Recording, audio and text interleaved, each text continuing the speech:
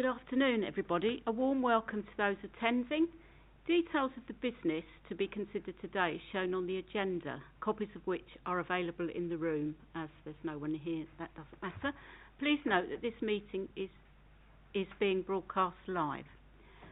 We are not expecting a fire drill. If the fire alarm goes off, please follow the officers to the fire exits and out of the building to the designated meeting points. For those in the room, please switch off any mobile devices before the meeting starts or put them on silent. Please note that any councillors on the committees may use their laptops or tablets during the meeting to view the agenda paperwork. So those are the announcements for today. My name is Councillor Jane Palmer and I am co-chairman of this meeting, and I am today's chairman. So we will, without further ado, go on to agenda item 1, please. The apologies for absence. Chairman, we've had apologies from Councillor O'Brien, from Nick Hunt and from Patricia Wright. I'm going to go straight on to approve the meetings of the minutes on the 20th of September 2022. These are pages 1 to 8 on our papers. If we start with page 1, does everybody agree with that? We all happy? 2, 3. Just to say that the update on the progress report is on the agenda for 2022 at the bottom of the page 3 there, that we agree an update on the progress. That is on the agenda. Page 4. Page 5. Can we just check that that update is on the agenda for this coming meeting, please, Nikki? Where we're asking for an update of a project just above the resolved items. Thank you. Page 6. Page 7. Page 8. Thank you very much indeed. If there are no comments to those, we will go. I will just say that the items of business marked in part 1 will be considered in public, and that the items marked to part 2 will be considered in private. So that is where we will be switching off the live recording. Straight on then, please, to the public part, which is agenda item 5, the population health management update, which is pages 9 to 12 on the agenda. Kelly, are you going to lead us through this, please? I am, Chair. Thank you very much. At the last meeting, we spoke about a couple of projects that the board were keen to allow me to take responsibility to progress. And this report provides an update not only on one of those particular projects, but actually the whole population health management agenda and how that is moving forward at pace across HHCP. So the report is dividing into 2 distinct sections. One is that the progress of the current projects, the first being the North West London Optum Falls and Frailty project.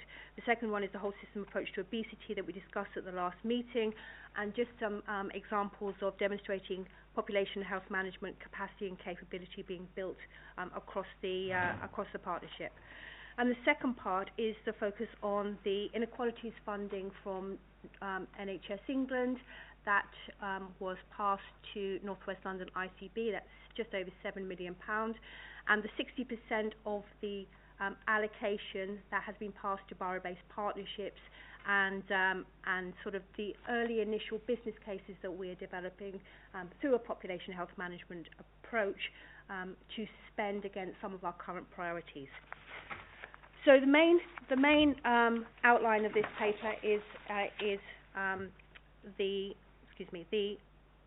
presentations are embedded that demonstrate the progress against some of these projects.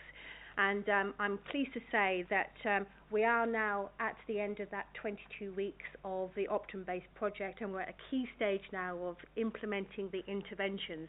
And just a reminder that the interventions were about reducing the number of falls, particularly amongst the 60 to 79-year-old population, of which we had a high incidence, to increase physical activity, strength and balance amongst that particular group, to reduce falls incidence in the future, and then also to reduce the number of people following which a fall results in the lack of independence or reliance on additional care.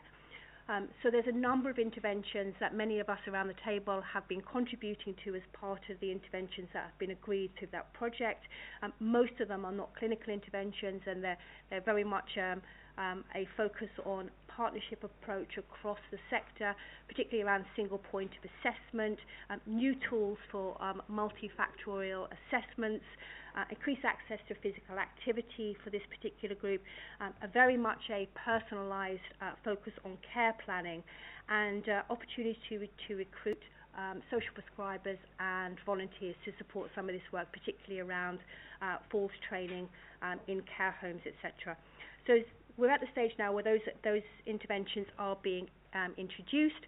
We've also agreed some clear measures in terms of qualitative measures and quantitative measures that demonstrate the impact that this particular project has had.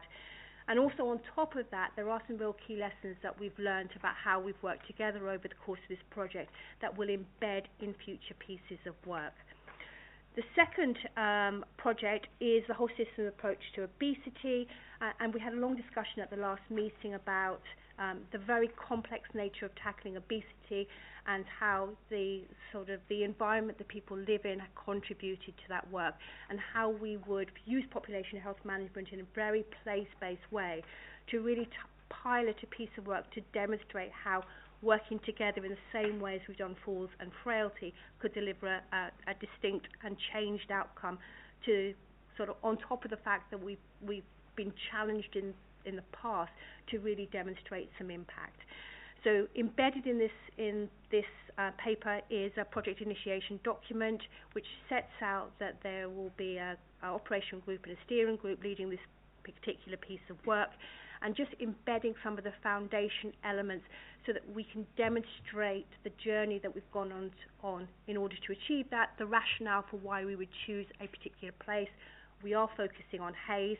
That seems to be an outlier amongst the areas of the borough, and then to progress in terms of a really distinct and formal approach that really sort of allows us not only to learn from it, but actually to think about what have we learned about the ways of doing population health management that can demonstrate, as I say, a changed outcome. So that piece of work will progress. We expect that to really sort of start in the next 3 or 4 months to really sort of build some momentum behind it. And at the end of January, we're planning a community engagement event within Hayes to start that kind of initial discussion to gain some insight with some of the community groups and residents there. The third element is we have been working with the GP Confederation, and we've done some initial training led by Public Health and the GP Confederation training team that just starts to introduce population health management and the sort of how that can be applied at neighbourhood level. Just very, very early stages, just initial introductions, and we aim to build on that moving forward. And as I say, embedded in that is some of the examples of the sessions that we've actually completed. And the really key thing, the next part of the paper really does focus on this investment from North West London, and the development of a task and finish group led through the Health Protection Board that's really bringing together this quite significant level of funding, particularly focus at the early stages on the business cases where we spend the non-recurrent funding and the in-year funding for 22-23, which is about £600,000, and the business cases that we're putting forward to develop that particular piece of work, notably with the criteria that's also included in the paper, but with a North West London focus, requesting us to really focus on winter readiness, particularly at this time of the year, but really thinking about all those other elements of work where we've wanted to gain some traction, particularly around the role of community champions and volunteers, a real focus on hypertension case finding, which matches the core 20+5, and also thinking about how do we build capacity and capability at neighbourhood level and progress the falls and frailty work, and on top of that, also focus on the other piece of work that we were anticipating doing, which was about working age men presenting with chest pain. So those are the kind of early stages of the business case. They are due to be submitted early December. That's the next window, and then there's a window in January. In lieu of that, as I say, there is a long list on here that is really being refined into a much shorter list on the back of let's do fewer things and do them well. And Ian and I have also had a conversation with Brunel to start thinking about how do we think about where we get the biggest bang for our bucks and use a sort of health economics approach. So that's an early stage is thinking about how the university can help us really formulate that into some really clear ways of working that really help us not only with sort of the way that we invest our money moving forward, but actually gaining the best outcomes for residents in terms of their health and well-being. Wow. That was a lot, wasn't it? So wow. I tried to do that quite quickly. No, I think you've done it very quickly but very succinctly, and I have to say I'm really pleased to hear the amount of work that is going on, and we're just skimming over some really, really good work. I've seen the Falls work that's gone in, and that was absolutely fantastic, the documents I saw there, and so it's an exciting time for public health, I think, because I totally agree, and I've about doing things well rather than spreading things too thinly. So thank you very much, Kelly. Before I go on, I just need to make an apology. I have forgotten to mention my colleague on the left-hand side. I'm so sorry. I was so quick to get the meeting started. I'd like to welcome Keith Spencer here today as my co-chair. I'm really sorry, Keith. I met with you in secret, and I haven't said that we've already had a conversation. So I'm really pleased to be working with Keith. Keith is known to Hillingdon, and I have absolute faith that he and I are on the same page. So I really look forward to working with you, and apologies that I didn't give you the big up you should have had at the start. I'm sure there are some questions. Tony. Thank you. First of all, I'm just... Why did you big him up so much? He's a serial attention seeker. He leaves, comes back, and whatever else. But no, it is great. Great to have Keith back, actually. So just, I'll say it out loud. It was just a range of thoughts, and actually I should have spoken to Kelly about this previously. We have touched on it in a previous conversation, but I think just I'll share my thoughts wider, and everyone can say, yeah, okay, thanks for that, and move on, or it may be something that resonates. There's, as a part of the discussion around this funding, I did pick up with colleagues in West London about the particular circumstances of Hillingdon and Hounslow, given the hotels, the asylum hotels, and there's a rather not surprisingly, there wasn't universal, oh yeah, you can have more, sort of views coming forward. But I do think there is a point where it's being left to sort of us in local authorities to, and obviously sort of health system and the fallout on education systems and all the other infrastructure that there is in boroughs. And I should add as well that the infrastructure for residents of the borough in the locations where the hotels are, around sort of food banks, charity shops, various things where are part of people's day-to-day lives that are being affected by. And again, I don't mean, I say affected in a neutral way. I'm not sort of apportioning any sort of blame to anyone, but so there are some quite significant circumstances playing out in the borough. There's some absolutely health-focused points that sort of about this. And then there's some that probably stray more into a broader health and well-being point as well. And I'm kind of rambling on about that point for a couple of reasons, and it might be picked up in what Kelly was talking about, and if it is, I'm happy to pick it up with outside of here to have the discussion around working more closely in the neighbourhoods. But we'd spoken previously about, so sort of just hold that thought, then the second sort of connected thought to this was around, we'd spoken previously about I suppose the differential involvement of different aspects of the populations in the borough in the support mechanisms that are available, and we've perhaps articulated them within the notion of health literacy, and thinking about how we can sort of better engage in order that people are better engaging, in order that their circumstances are improved. And I just wouldn't want to lose sight of that point, really, whilst we're thinking about this funding. I know it starts to sound less tangible than doing something very focused on, like sort of obesity or falls, or something that you can measure and say, yep, we did 10 of those, 3 of those, and 4 of those.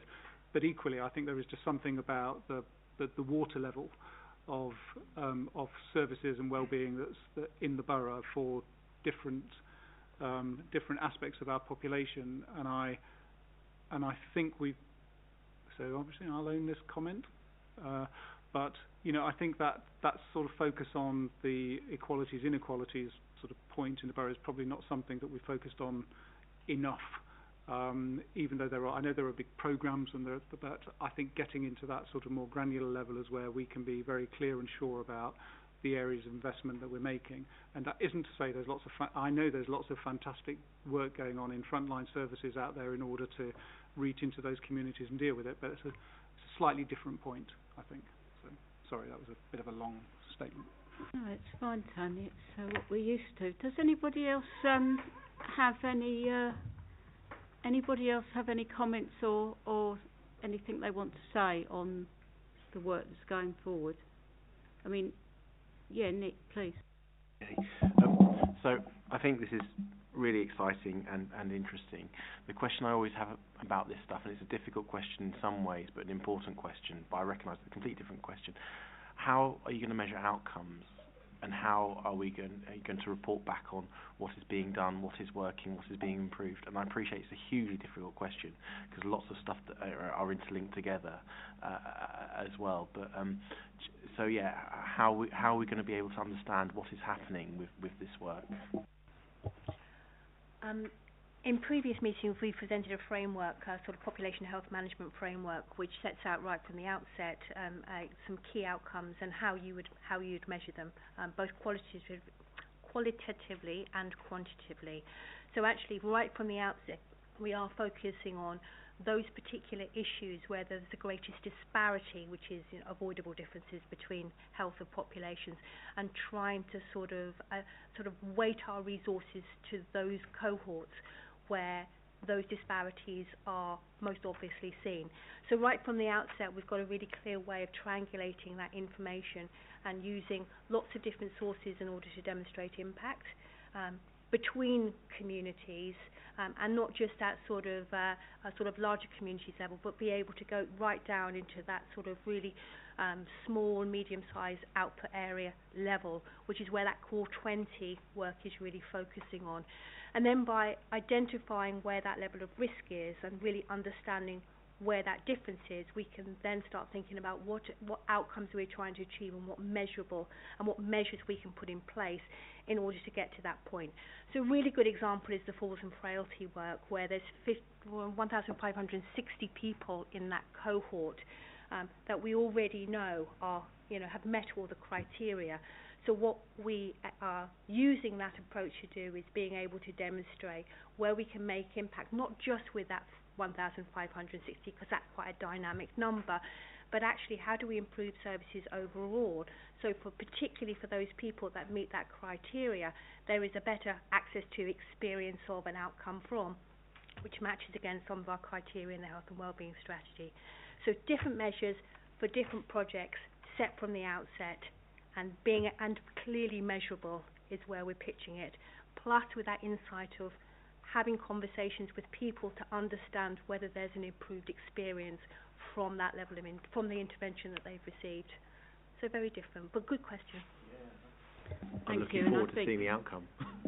Thank you. And I think when I met with Keith, that what we discussed was doing smaller pieces of work.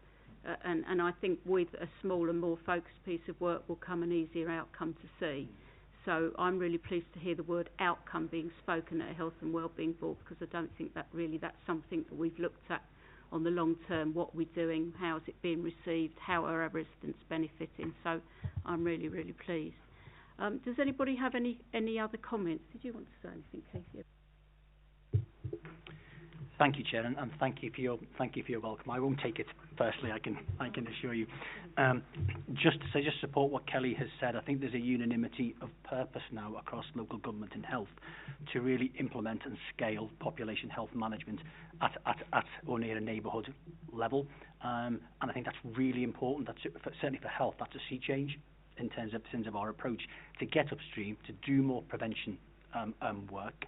And I think I just want to really underline that commitment, and I've certainly detected a unanimity of purpose not there before in terms of that, so I'm excited about that. And equally, as you say, what I certainly have encouraged health to focus on is not to boil the ocean, is to focus on a small number of priorities and do them well so that we can move the needle on outcomes for the people that we serve. And I think that's really important we hold on to that, because there will be a pressure from top to actually do lots and lots and lots of things, but do them really poorly.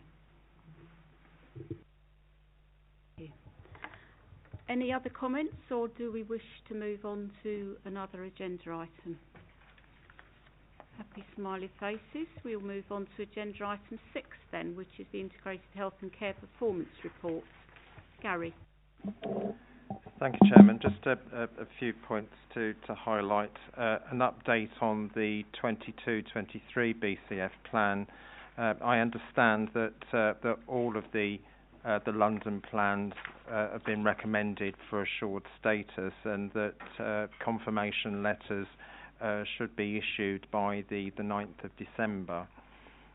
In terms of what happens next, I understand that it's being suggested that planning requirements will be published during Q4, and that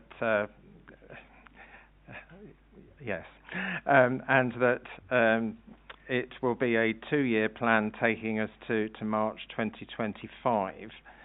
The board may recall that for 2022-23 plan, we had a prototype intermediate care demand and capacity template to complete, and it's understood that will be a mandatory part of the new plan and will form part of the assurance process.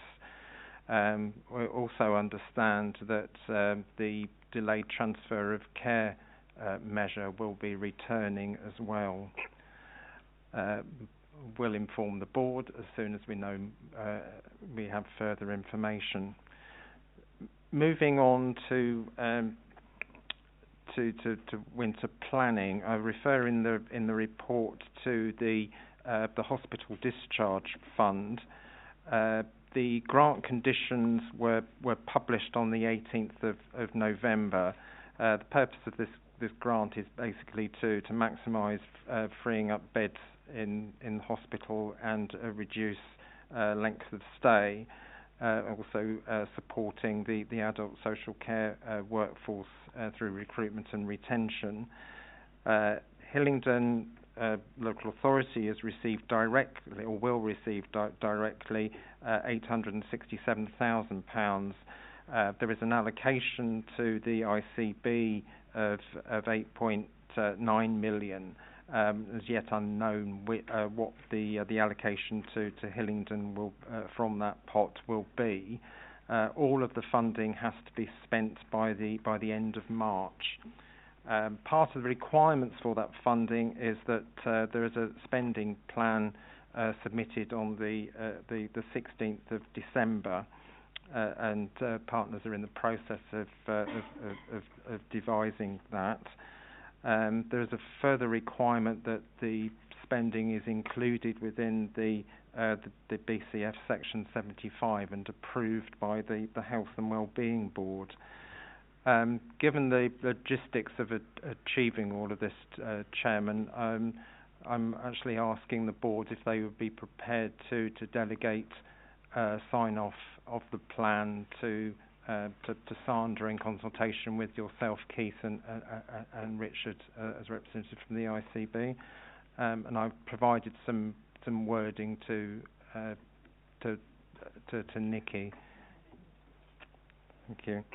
And what we do, I mean, it's a bit of a sort of processy matter, but the intention with the Section 75, which will be going to Cabinet next month, is to proceed with that, and then we'll address changes to it to take into consideration the new hospital discharge fund as a variation. I just wanted, Chairman, to pause at that point to see if any board members have any queries at all. Are there any? Stunned faces, Gary. Do you want to carry on? There was just a couple of other points that I was going to highlight, really. Probably looking at work stream 3, end of life. I think it's which is on. Starts on page 21. Some of the performance information. We say Hillingdon does particularly well on percentage of deaths in hospital 12 months to August. Probably less easy to discern any sort of notable conclusions from the other data.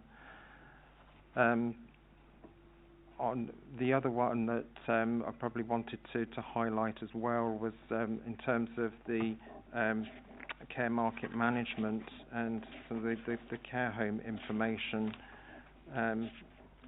which the board will find on page 29 and 30. Just see here that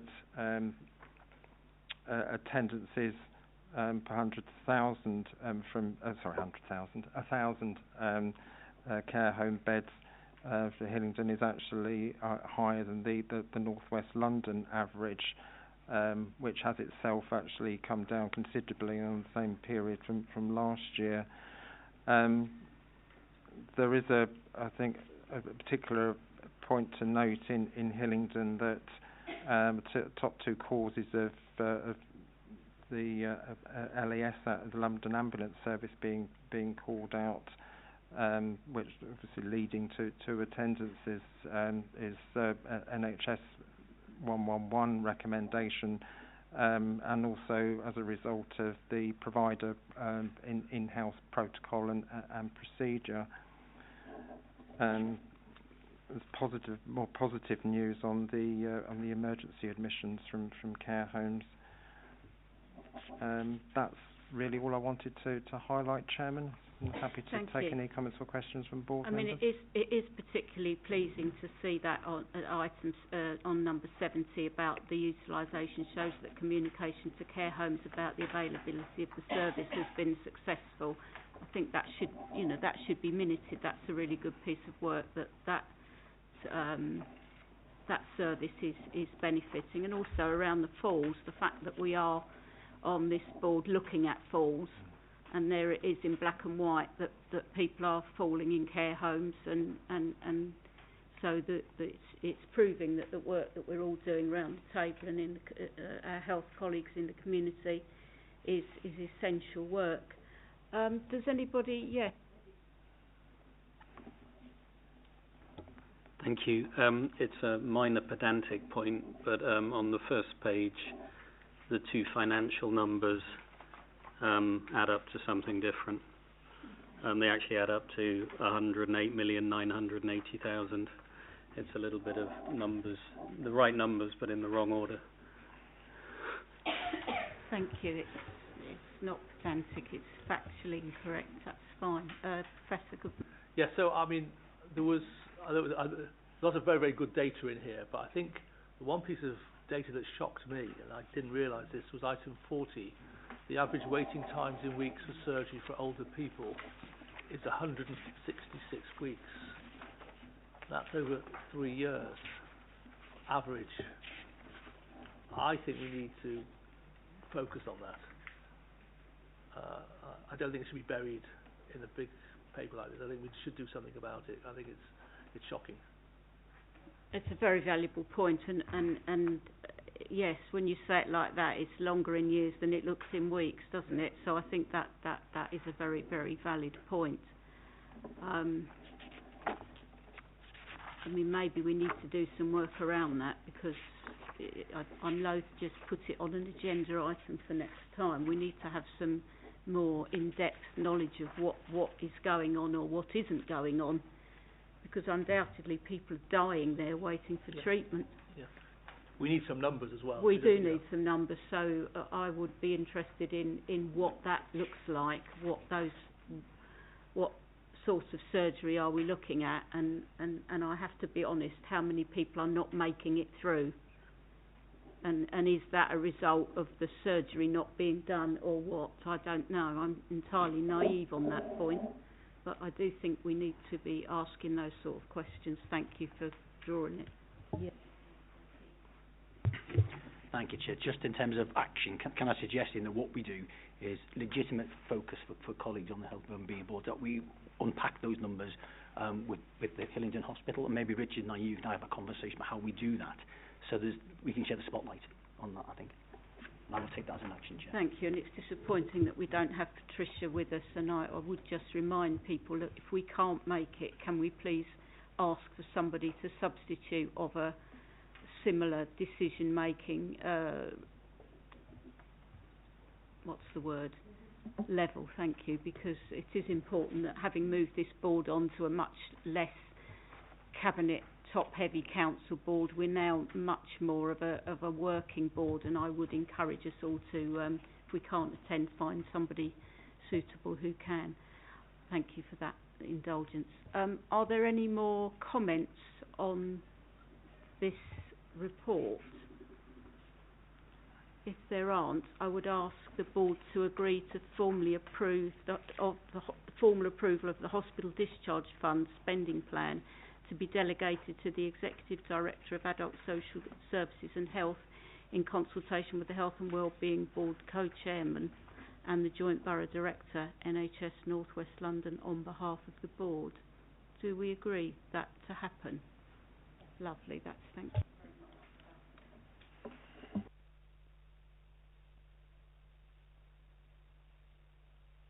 That brings us on to agenda item 7, the Mental Health Crisis Recovery House update, please, on page 31. Is that you, Jay? Thank you. Good afternoon, everybody. I'm delighted to be here to talk about to give an update on the opening of the Crisis House, which is also known as the Retreat, which is Hillingdon's 6-bedded unit, which is recently, in the middle of August actually, began a soft launch. So members will probably be aware that HHCP had, during 2020 and 21, benchmarked its own mental health crisis pathway against some of the best practice in the country, because I think we acknowledged there was more to do, and we wanted to seek guidance as to how and where we should approach that improvement. We looked at having visited a couple of areas, what was clear was that those with best practice had a number of interlinked and interrelated service offers that were there prior to somebody being taken or needing to go to A&E, particularly a cafe, the Cove Cafe, which the first thing the HHCP was able to do was to extend that from an appointment only to an open access 24/7 service, and then also having the crisis, then moving on to having the Crisis House. And we still have on our plan to consider is hospital at home and also street triage, recognising that, if you like, as a full complement of services that would support people. We were successful in getting funding for a pilot for a model, of an innovative model in Hillingdon during, I think it was early 2022, and actually quickly were able to, with a lot of support from partners around the table, open a facility as a soft launch, I think, on August the 22nd. It is an innovative model in as much as it's being run in partnership with the Borough, CNWL, Comfort Care Services, who were delivering the support in the retreat, and also my own organisation, the ICB. And the presentation and indeed the report just talks you through what's happened since the soft launch in August through to the end of September. Why a retreat? What's it there to do? So basically we wanted to pilot a community resource which offered an alternative to A&E with the aim of reducing A&E attendances, potentially looking at reducing short-stay inpatient admissions, and also to test the idea that a non-clinical environment was something that was positive, had positive outcomes for people when they were in in a mental health crisis. We also recognise through the sort of the planning of the service the real need to, the word that I think I would owe to G. Baftia, which is to calibrate the system. So we recognise that if we just were to put this service in the middle of the system, it probably wouldn't get used. And what we've needed to do and have continued to do is to educate and build the trust and confidence of people that might use the service, certainly their families, and indeed a number of the practitioners who at the moment have access to the support. That's also led to a lot of good sort of co-production, both with people who've used the service, but also between CNWL and CCS around what is the right model, what was going to work.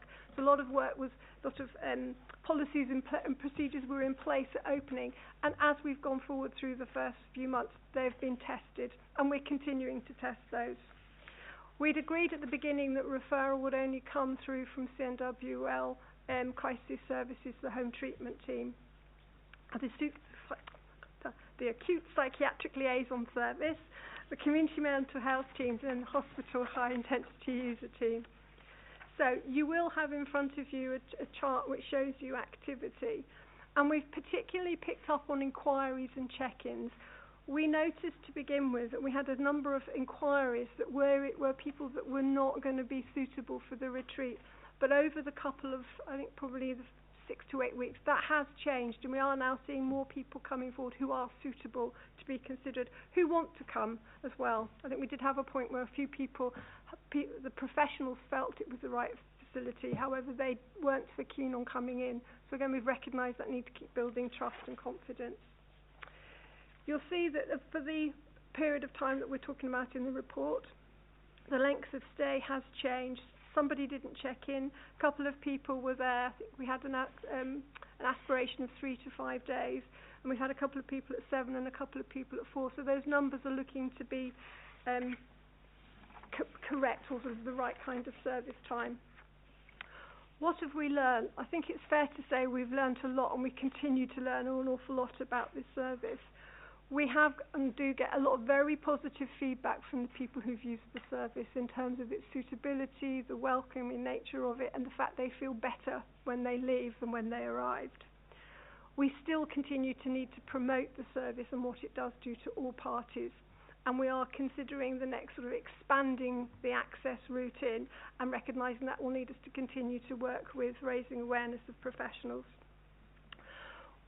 I think obviously sort of not understanding the service, there was a lot of risk averseness around the service when it opened, and the referral process was quite cumbersome. As time has moved on, that has streamlined. However, I think we feel there is further work that could be done to make that easier.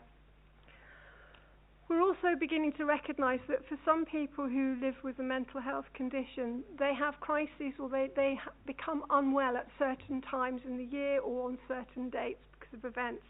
And we're looking to work with them to offer them this as a facility, sort of forward plan for them, to remind them that this is there, perhaps bringing them to visit when they're not needing the service, so that they can understand what it's about, because it's a new service for them as well.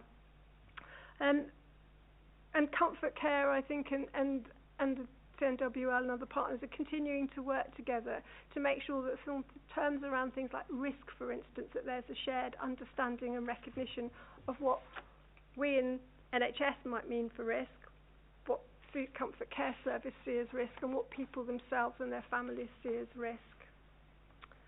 So in the paper there is more detail, but I'll leave it there and happy to take any questions. Thank you, Jane. I would just like to make I'm going to make several observations, but on page 32 it has me as formally opening it. I would like that to be altered. Jane and I opened it together. I see that very much as it's a joint thing, and this is the way this board now is, and so it wasn't just me cutting the ribbon. I dragged Jane in, and we cut it together. And hopefully, Jane, there will be a picture of us both cutting that ribbon in Hillingdon People going forward, because I've asked for that to be publicised.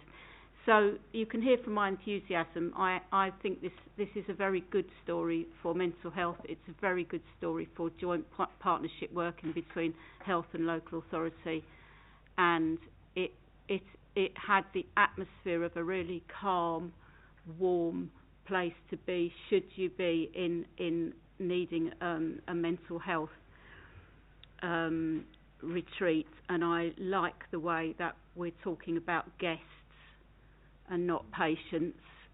I do like that. I think that's a great step forward. I also like in this report that you can see where you're admitting that you're learning all the time, and I think that's what life is, isn't it? We just don't do something and never learn from it. So particularly for me, the staffing arrangements where you have now adjusted it to a male and female on shift. So and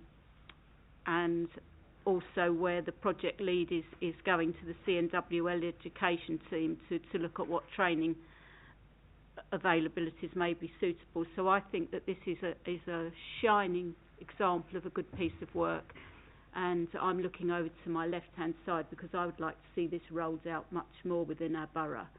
I think that we have scope to deliver much more work like this. So Jane, thank you so much, and it's a really good piece of work.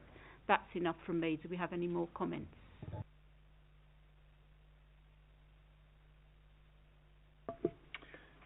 Thank you, and can I support your comments, Chairman, on the really innovative nature of this project, and congratulations to everybody who was involved in setting it up and opening it so successfully the other day. I guess I appreciate that it is very early days in the launch. I guess I'm interested in two things. One is the Appendix 3, where although inquiries have been received roughly from equal numbers of men and women, in fact only male guests have been staying there, and so that's interesting, and I suppose there's another question as to if and when there is a mixed house, how the house can support and manage guests in that situation. But also overall among the referrals, we're saying that clearly only a proportion of those referrals are accepted, and that's entirely to be understood, but whether we will in due course be able to, as it were, lower the threshold of referrals and accept more of those who are referred, but also what alternatives there are for those guests who are not eligible for the house as it stands. But fundamentally this is a really important project, and I think relevant to all sorts of work we're doing around mental health crisis that we're talking about in other settings. So, do you want to talk? I think Pamela wants to talk. Hi, sorry, yeah, I just wanted to answer the first bit because I've produced a lot of the data and graphs on it. So obviously this was quarter 2 to 3, so after the initial, so we have had more of a gender evenness following on from when this report was written and the time period that this covers. So the way the house is divided, there are different floors, so if there is a need to separate genders, they can do it in the house itself, and obviously the comfort care staff at the point of referral do consider what the current guest allocation in terms of gender and other demographics are in order to decide on the appropriateness of a referral. So that was just answering the mixed house and the gender divide comments on that one. Thank you. I think I'd just add, we have we've been looking to see how the referrals are coming in, and they are slower than we would have wanted. However, we're having conversation both with Northampton, who we'd visited, and also with Kingston, which is where CCS had done this. We were surprised to find actually we're ahead of those other areas. So I think Kingston, they were at 63% of capacity at the end of 1 year. They hadn't had any admissions for a longer period than we did. In Northamptonshire, who have had one and then opened a second, I think again there's an ongoing need to communicate what the service is and how it operates. We've found this again with the cafe. We did a big comms piece before Christmas last year, and we saw an increase in numbers. It's tailed off again. Another comms piece has happened, and we've seen that again. So I think professionals are really, really busy seeing an awful lot of people. It might not be that they are aware of these services at the point at which they're seeing that person. So I think the comms is an ongoing requirement. Is what I think I've appreciated. And just to say, I think the Hillingdon model has now been marketed and sold and been taken up by Surrey. So I think as a model, it seems it's the right thing to do, but is slower than perhaps other models have been in terms of taking off. I have to say, if I hadn't been sitting on this board, I'm not sure I would have known about the cafe. And I still haven't, and I raised this last time at the board, and I still haven't seen anything else. So I do think whatever's going on there, we need to do something more. You have to have the right sort of comms to get that out there. But in this day and age, we do need to be showing people it's out there. I suppose I'm also quite interested in those people that come and are deemed unsuitable. I want to be able to see that we just don't go with, I know it doesn't happen, but I'm going to get it out there anyway. You're not suitable, so goodbye. I would like to see what happens to those people and where they are referred back to. So going forward in data, I would be more satisfied if I could see what's happening with particularly, the one that strikes out for me due to the deterioration of service users' mental state. I want to know where that person's gone. We can add that. We can look to add that in with Pamela's assistants and partners work on that. I think we certainly found today we had a lot of inquiries to begin with, but those inquiries weren't turning into somebody filling in a referral form. So I think there has been that. So we've been going back to Pamela and the team have done an awful lot of work to go back and say why, what happened. So sometimes it's been a little bit just people have been very busy, so capacity, seeing people. As I say, we had quite a few people at the time when people saying we don't want to go there. So I think we've realised we need to take people when they're feeling well, so they can see what the service is about, so they feel more able to go there when they are having a crisis or feeling unwell. Indeed, because when I was looking round, that's exactly what I said to myself, that I could be in here because it's got that calming attitude area, and I hope I don't have to be in there, but I've already seen it and know that I would be comfortable in there with the professionals, and I think that's very, very important. So there again, it's the comms, isn't it? How are we going to get that out there to our residents? Thank you. Yeah, I just wanted to add something about when we say inappropriate referral. So I've done a deep dive into a lot of the referral data. So sometimes it's we've kind of found that at the point where the client is in A&E, they've already kind of reached or gone beyond the threshold of being suitable, and then the only next step is admission. So we are also turning focus into looking at where in the pathway of crisis we can intervene earlier rather than wait until that point and then the only next thing is admission rather than referring to the retreat at an earlier time. So. Because one could argue, and I understand the medical reason for inappropriate referral, but to me, a referral is better than nothing at all. All I want to hear is that they've gone back to the appropriate place. Keith. Hi, Jay, and thank you for the paper. It's a really, really good paper. It's just hopefully a straightforward question in which we can take outside. But what does success look like? So obviously there's quite a in terms of conversion rate between referrals and acceptance, it's quite a low take-up. So are we working to a particular trajectory or a capacity? It's just that as a board, when we know to declare success.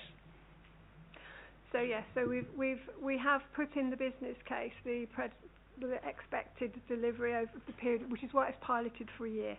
So I think we gave it. I do wonder if that was long enough, looking at some of the history, some of the other services. But it was recognising that it needed that kind of time frame in order to become part of the system and then to become used. And it was around reducing attendances at A&E, reducing also inpatient stay, or also reducing length of stay of some inpatient stays as well. So it was all of those KPIs. What we've gone with at the beginning in this sort of soft launch element is people telling us it made a difference. Because I think we felt that if they were there and they felt it benefited them, that was a real positive, that was a really good outcome. We've also had, I think, a couple of professionals feeding back from some of the early cases that actually for them, there was a degree, I think, a pleasant surprise that it had worked for their particular patient. So there is, I think, as I said, there's this learning and growing kind of approach to this model rather than you open something and it's full. And then we have, I think we may be able to open something and be full, but I think we'd then be challenged. It would be difficult to articulate or identify how being opening and how those people had actually not gone to A&E, so how it be. So we're trying to embed it in that process. Thank you. Do you want to speak? Yeah, I was just going to ask a question. What's the period of time between making the referral and the guest being accepted? And I also, second point, I noted that 3 were deemed suitable, but the paperwork wasn't completed properly. I just wondered whether the actual paperwork is a bit onerous for busy clinicians. So, on the paperwork, I think that's one of the conversations we're having about what does comfort care service need to have to be able to think they can look after somebody safely. So I think we're trying to reduce that, but also recognising they do need to know a pen picture of the individual and and their current risk level today, not their risk level over a historic period. So we're still calibrating how we get the right information to them. So I think that's an ongoing case, isn't it? That one really is. I've forgotten the first part of your question, sorry. How long it takes between making the referral and being accepted? It's changed, but Pamela's got the latest. Hi. So from the point of referral, Comfort Care will give a response within an hour whether that's accepted or not. And then following on from that, it's just an agreement between the service user or the guest and whoever the referring clinical team is about when they should come in. So it could be within the same day from point of referral. Thank you. Can I just make an observation on the shared understanding of risk with Comfort Care? I would be interested to see really at some stage what, through our officers, what Comfort Care use with that, because risk works both ways, and I'm sure that they're learning things from the health and we're learning things backwards. I would be interested to see how Comfort Care use the knowledge of what they've learned in the retreat to benefit our clients in the services that Comfort Care are offering for us. So that's perhaps for a conversation for you and me, Sandra. And Vanessa, yeah, sorry, I don't mean to be rude, Vanessa. I haven't forgotten you really, but thank you, Vanessa. Yes, please.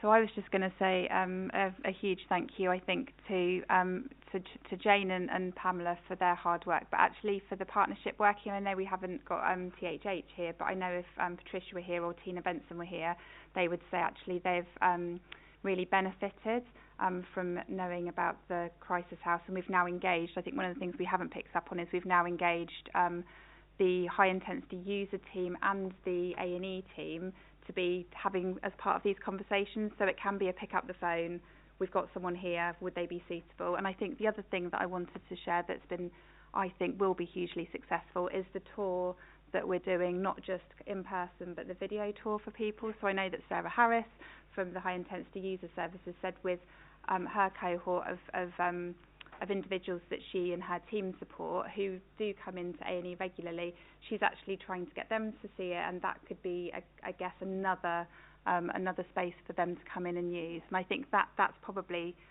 the kind of biggest cohort that we need to be focusing on. And I think Mind, we're also encouraging Mind to do that then as well. So I think that is a microphone. Sorry. And so just reminding me, yes, HIU service, but actually also Mind, who've got, I think, something like 400 people who have mental health conditions. I think there's something about encouraging them to come and visit. And also, we've got some very useful YouTube interviews with people who've been there.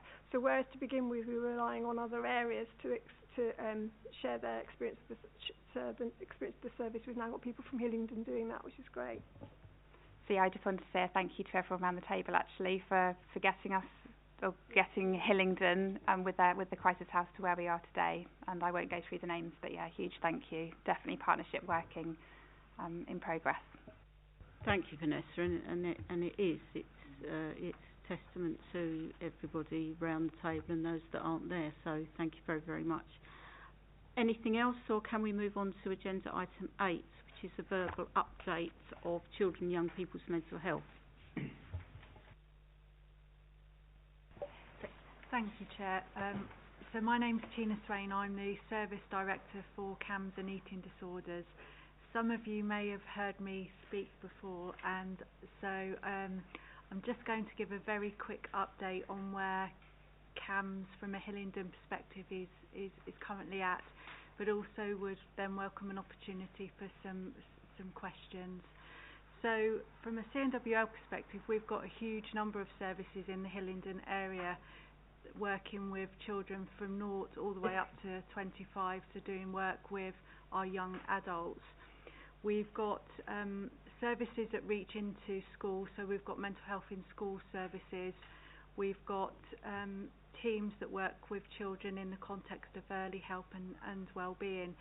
And from a CNWL perspective, we're really committed over the coming weeks and months to embed the Thrive methodology in terms of thinking about children and young people and them getting help and advice at the earliest possible opportunity, and moving away from our traditional thinking around diagnosis and looking at children in the context of their needs. So that's a fantastic opportunity for us to work with colleagues from a social care perspective, from public health, and thinking about how we can redesign our services so that we're Thrive enabled, so that we work with children for a period of time, and we're then able to move them in and out of services much quicker, that's based on what they perceive to be their need to be at the time, rather than having children and young people stuck in services for prolonged periods of time. So we're doing a lot of work in that space with Jane and with other colleagues around this table, and I'm sure at some point in the future we can bring some of that work back. We've also done a lot of work in recent months around bringing our waiting times down. So I know from a specialist CAMS perspective, there's been quite a lot of interest in how long children are waiting to be seen by our services, and then how long they're waiting for treatment. I'm really pleased to say, and colleagues will have heard this before, that the Hillingdon specialist community team has been really, really stable for certainly for as long as I've been in post, which is coming up for a year. They've got an amazing team manager who is offered a huge amount of stability to the team, and is absolutely ferocious in recruitment and making sure that the service is stable. And as such, the team has seen a significant drop in the number of children that are waiting for assessment, and that's into single figures for children that are waiting for 18 weeks. So as of the 14th of November, we had one young person that had waited 18 weeks, and that wasn't due to issues around the service. That was other things. So the service has worked really hard, and then what we found is that as we move children through the services, there's then an opportunity to think about what their needs are. So from a treatment perspective, we've been focusing on evidence-based interventions that are time limited, so offering 6 to 12 sessions and then review. That may include support and training with parents, family therapy, but it's given us an opportunity to focus around need rather than diagnosis. something good. From an outer boroughs perspective, Hillingdon compares very favourably with our inner boroughs in terms of how we're doing in terms of treatment weights, which is really positive. In the last 4 weeks, CNWL has invested in an additional 5 posts to support Hillingdon, and that investment will look at our therapeutic offer, so increasing our psychology and therapies provision. We've also grown our urgent care service, so children and young people that are presenting in A&E or on the paediatric wards, we're able to see them far quicker, develop a plan, and then move them through the service so that they're either going back into or going to CAMS, or we're offering an enhanced level of support for them. We've got a tier 3 plus service, and as we move towards Thrive, we'll be getting rid of these tiered approaches, because that's not in the spirit of Thrive. I'm going to stop there because I'm mindful that people probably have lots of questions, so really happy to take any questions from people. Thank you, Tina. That's good to hear. That certainly there's more staff and things finally seem to be moving forwards, which I'm sure we are all pleased about. Anybody have any questions? Kelly? It's more of a comment, really. So Tina did a presentation at Children's Transformation Board. Yes. Yeah, and I have to say what really struck me is that, and a reminder to myself, and I thought it would be really good, I'm really glad that she's here today, is that we tend to focus on child and adolescent mental health services as CAMS, and we forget that kind of prevention, early intervention element of it. So we kind of think that the performance of CAMS is synonymous with that whole pathway. And actually, there is lots of, if you put an actors map together, there's lots of different partners and organisations that are filling that space. I'm not sure we're all aware of who those actors are, what they're doing, how they are contributing to that. And I suppose it's just a reminder that there are, if we think about health, if we think about mental health parity and mental health being in everything that we do, how do we promote those prevention and early intervention elements? So we almost see that children who need that sort of, and I've used tier 3 and dare I say tier 4 services, if we almost see that as a kind of, how do we prevent that by making sure that we are optimising that prevention early intervention element? Because I have to say that even within public health, and I'm glad you mentioned public health, is that we don't occupy any of that space here, I'm sorry to say. It's an area that we just need to extend our scope into, because we don't really do anything. So I think that certainly as we move to supporting some of this work, it'd be really great for you and your team, Tina, to direct us into what are those prevention early intervention elements that we can, through either our commission services or the way that we work, complement the way that you do, so that we wait towards that kind of greater capacity being at that prevention end. Yeah, absolutely. Thank you, Kelly. So if we look at it a bit like a pyramid, we need to weight a lot of our support and intervention at the bottom of the pyramid, so that we are getting in far sooner. And the work that we've been doing around Thrive is a bit like safeguarding, and it's the best way to describe it, that the mental health and well-being of our children is absolutely everyone's responsibility, from parents to education, GP, everyone that touches the life of a young person, it's their responsibility. And the work that we're doing with Jane and the system is around how can we bring all of that together, and how can we think together with the resources that we've got to deliver a really robust and complete package of support to the children, but also the families. And that's certainly, I think, going to be an emphasis of the work that we're doing going forward. Jane, do you want to come in there? Can I just add, so thank you for that, Tina. So we've recently restarted the Hillingdon Thrive network, and working with colleagues from Healthwatch and also from P3, we've coordinated a workshop, I think it was at the middle of October, where we brought together everybody that we could, asking them what did they do, what did they contribute to the Thrive segments.